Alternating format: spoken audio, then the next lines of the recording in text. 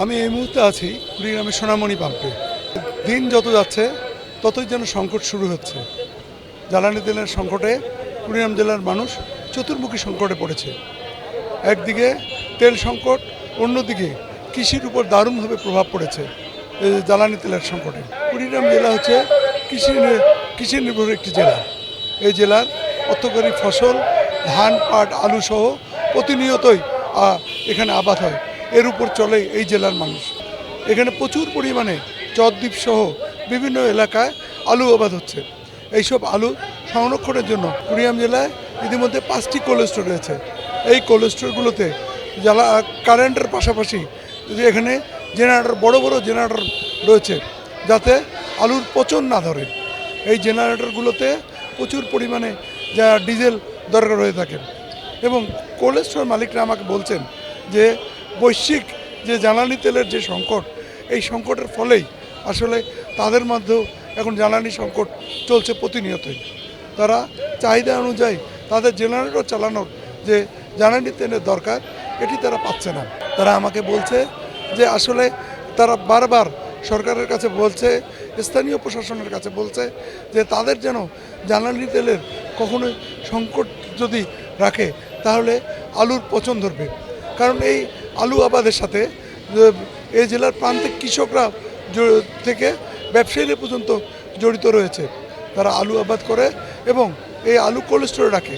যখন আলুর দাম কিছুটা বাড়ে তখন তারা দেশের বিভিন্ন অঞ্চলে বিক্রি করে এই আলু। এই আলু তোলার সিজন শেষ হয়ে গেছে।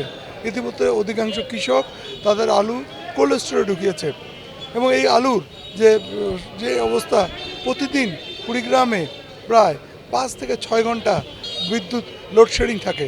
এই লোডশেডিংয়ের সময় জেনারেটর চালু করা হয় এবং এই জেনারেটরটাই চলে ডিজেল দিয়ে। শুধু কুড়িগ্রামেই নয়, পার্শ্ববর্তী জেলা লালমনিরহাটেও একই অবস্থা। এটিও একটি কৃষি নির্ভর জেলা। এই জেলাতেও প্রচুর আলু আবাদ হয়। এই আলু তারা কোল্ড স্টোর রাখে। এখানেও গড়ে উঠেছে প্রায় 4 থেকে 5টি কোল্ড স্টোর। এই দুই জেলায় কমপক্ষে 10 থেকে 12টি কোল্ড স্টোর রয়েছে। জ্বালানি তেলের অভাব যে চলছে বা এতে দারুণভাবে প্রভাব পড়েছে শহর, বন্দর, গ্রাম সবখানেই। এখানে মানুষের মধ্যে একটি হাহাকার পড়েছে। প্রতিটি জিনিসের দাম বেড়েছে। মানুষ জানে না এর শেষ পর্যন্ত কোথায় গিয়ে ঠেকবে।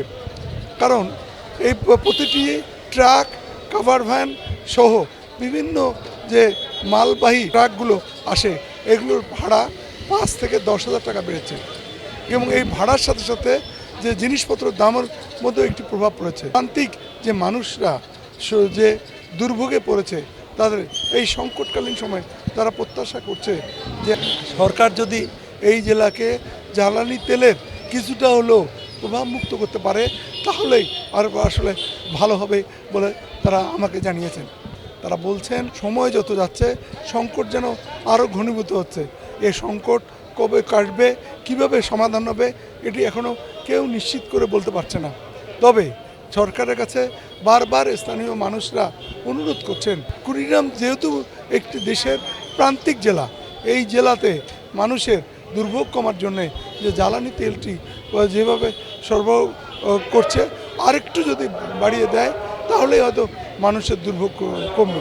এই যে মোটরসাইকেল আরোহীরা প্রতিদিনের মতোই আজও ভিড় করছে। এই মোটরসাইকেল আরোহীদের যদি কোনো একটি ব্যবস্থা না করা হয় আলাদাভাবে, স্থানীয় প্রশাসন যদি সফটওয়্যারের মাধ্যমে এই জ্বালানি তেলের যে যদি মোটরসাইকেল আরোহীদের ব্যবস্থা হয় তাহলেই হয়তো এই মানুষদের কিছুটা দুর্ভোগ কমবে। কারণ প্রতি সময় তারা মধ্যরাত থেকে এ পর্যন্ত প্রায় 6 থেকে 7 ঘন্টা অপেক্ষা করে হয়তো 300 থেকে 400 টাকা তেল পায়। তারা বারবার জানিয়েছে যে যদি প্রতিদিনই একসাথে পেট্রোল পাম্পগুলোতে যদি এই তেলের ব্যবস্থা করা হয় তাহলেই হয়তো সকলেই একসাথে তেল পাবে। আমাদের তেলের সংকট, তেল ছাড়া জেনারেটর চালাইতে পারতেছি না, তাতে আমাদের আলুর ক্ষতি হবে, কৃষকের ক্ষতি হবে।